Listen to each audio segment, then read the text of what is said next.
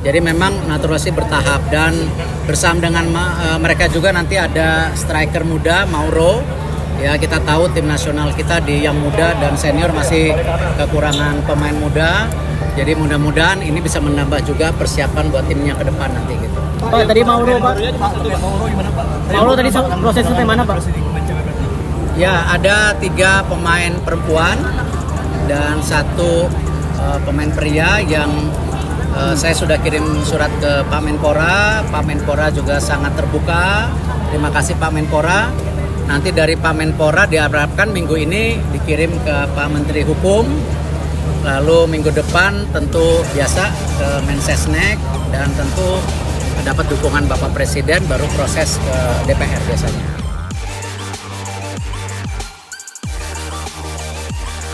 Pemain naturalisasi Timnas Indonesia bertambah. Mauro Zelstra gabung, pemain naturalisasi di Timnas Indonesia akan bertambah. PSSI sudah mengonfirmasi mendatangkan pemain keturunan, yakni Mauro Zelstra. Ketua Umum PSSI Erick Thohir mengatakan striker FV Volendam itu akan datang dalam waktu dekat. PSSI memproyeksikan Mauro Zelstra menjadi bagian Timnas Indonesia pada putaran keempat kualifikasi Piala Dunia 2026. Selain itu, Mauro Zelstra juga akan diproyeksikan membela Timnas U23 Indonesia pada ASEAN U23 Championship dan kualifikasi Piala Asia U23 2026. Nanti ada striker muda namanya Red Mauro, kata Erick Thohir, Rabu, 2/7. Menteri BUMN itu menyebut saat ini Timnas Indonesia masih kekurangan pemain muda. Jadi, mudah-mudahan ini bisa menambah juga persiapan buat timnya ke depan nanti, kata Erick Thohir. Erick Thohir menjelaskan PSSI sudah mengirimkan surat ke Kemenpora terkait proses naturalisasi Mauro Zelstra. Pak Menpora juga sangat terbuka. Terima kasih, Pak Menpora, kata Erick. Erick Thohir mengatakan Kemenpora akan berkirim surat ke Kementerian Hukum pada pekan ini. Setelah itu, minggu depan tentu biasa ke Mensesnek dan tentu dapat dukungan Bapak Presiden, baru proses ke DPR biasanya, kata Erick Thohir. PSSI bakal segera memulai proses naturalisasi Mauro Zelstra. Pernyataan tersebut disampaikan oleh Erick Thohir selaku Ketua Umum PSSI.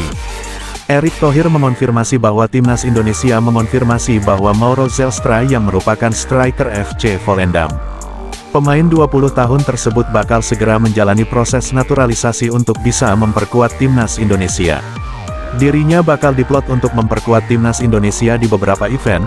Di level senior, Zelstra bakal diproyeksikan untuk tampil di ajang kualifikasi Piala Dunia 2026 zona Asia yang akan berlangsung di Oktober tahun 2025. Sementara dirinya masih memenuhi syarat untuk tampil di Timnas U23 Indonesia. Timnas U23 Indonesia bakal tampil pada ASEAN Cup U23 2025 di bulan Juli tahun 2025 dan kualifikasi Piala Asia U23 2026 pada September tahun 2025. Dirinya juga berpeluang besar bakal tampil di SEA Games 2025 Thailand. Sebagai informasi, Mauro Zelstra adalah striker muda berbakat Belanda yang kini memperkuat FC Volendam di Eerste Divisi kasta kedua Liga Belanda. Lahir di Zaandam pada tanggal 9 November tahun 2004, Zelstra memiliki darah Indonesia dari neneknya yang berasal dari Bandung. Ayahnya juga punya darah Indonesia. Karir juniornya dimulai di AZ Alkmaar, kemudian berlanjut ke AFC Amsterdam dan NEC Nijmegen U21, sebelum akhirnya bergabung dengan Volendam U21 pada 2024.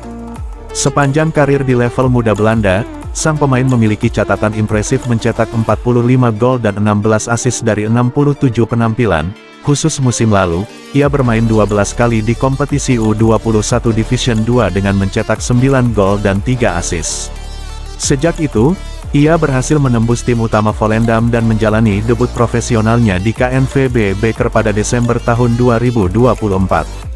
Dirinya telah bermain 7 kali bagi tim senior Volendam di kasta kedua Liga Belanda.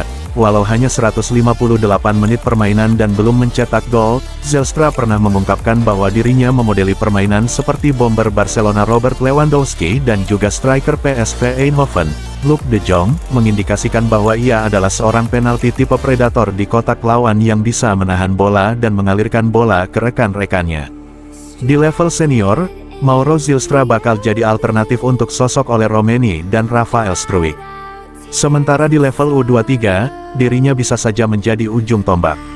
Skuad Garuda Muda baru memiliki sosok Jens Raven dan Hoki Caraka, namun, Gerald Vandenberg sepertinya belum puas dan butuh sosok yang dapat jadi ujung tombak utama.